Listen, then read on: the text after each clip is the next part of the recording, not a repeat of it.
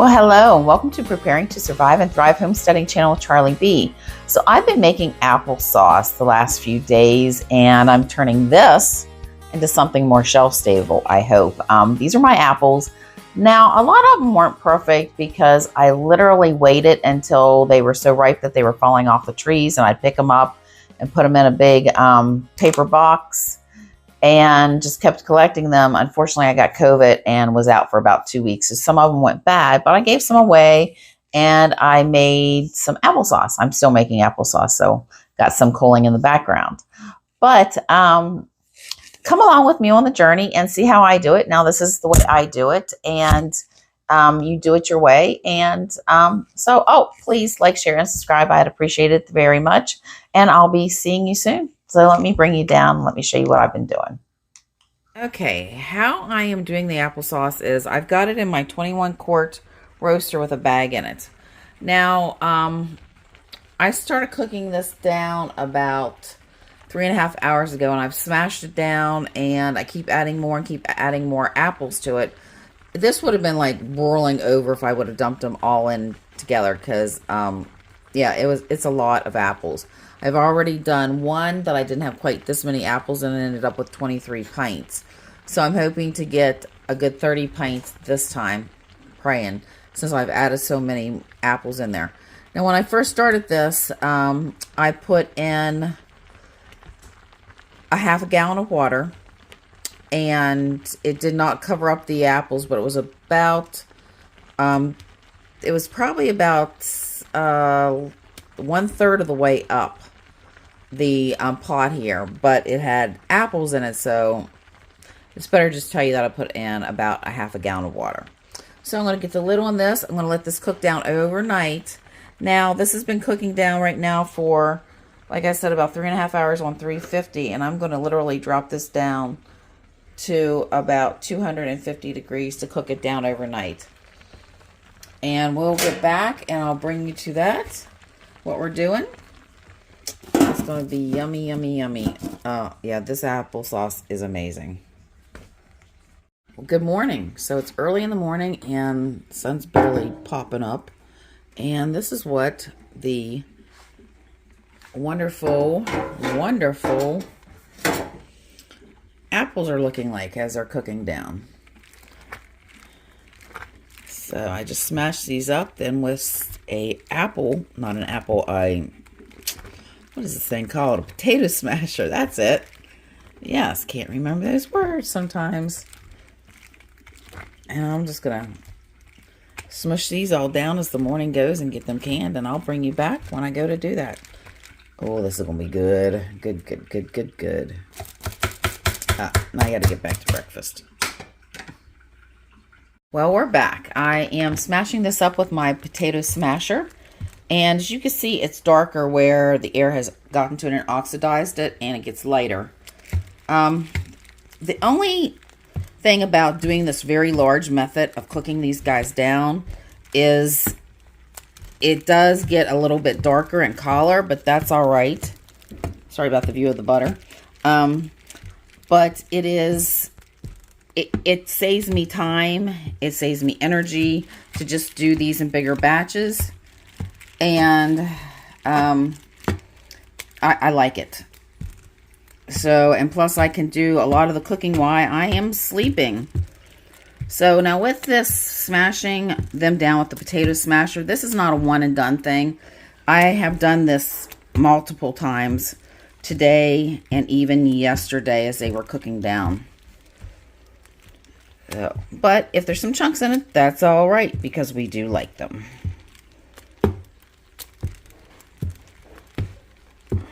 And we'll be back when we start bottling this up. Shouldn't be too much longer now. Okay, when you're looking at this, I'm going to zoom in.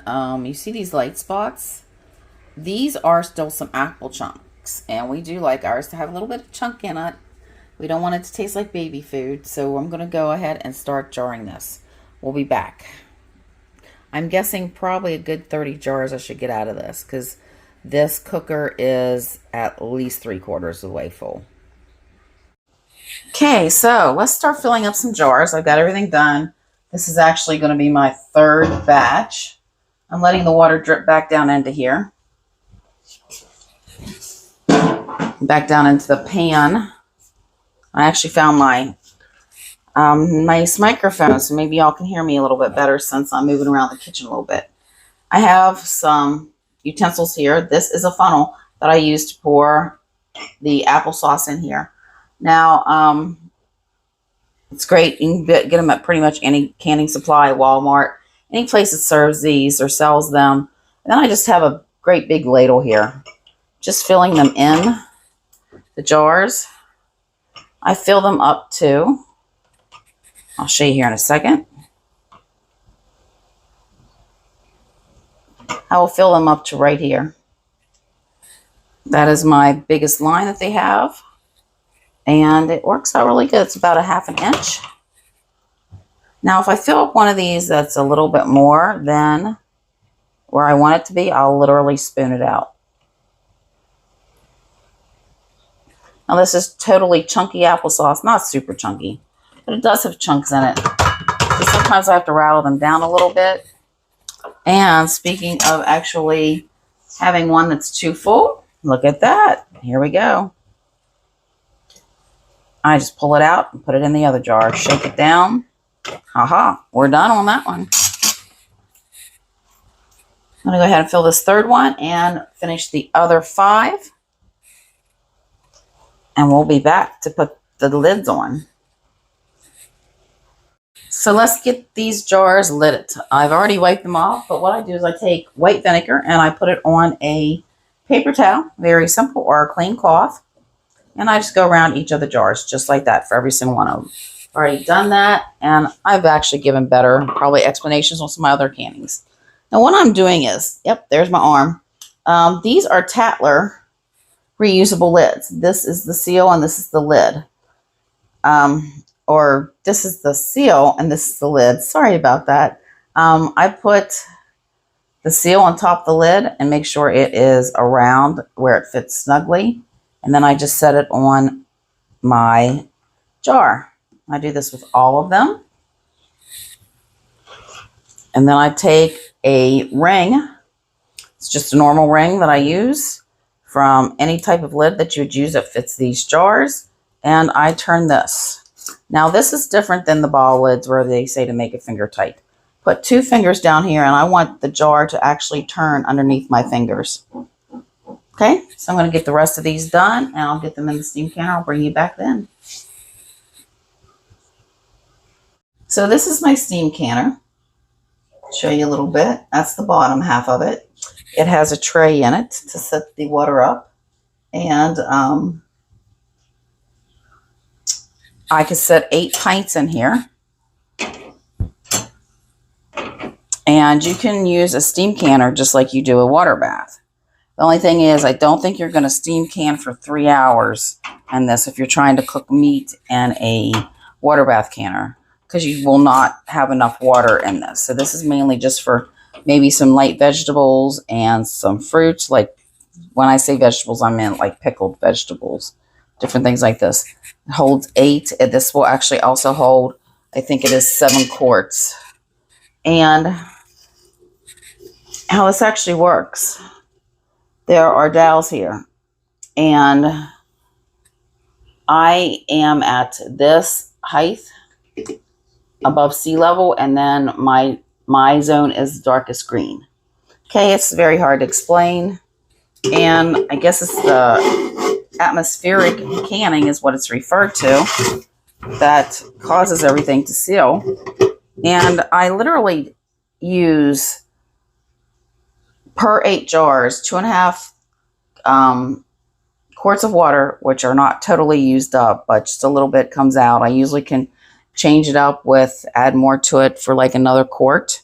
Oh, I also add a little splash of vinegar in this. So let me get that. And this just helps keep the canner a little nicer and keeps any deposits in off my jars. Now I'm going to get my lid back on. So I'm going to get this up for a boil. And then once the pressure in this goes up to that dark line, the dark green line, then I will start timing it for 20 minutes. 20 minutes, just like what we would do in a water bath. So, well, there you go. I'll bring you back.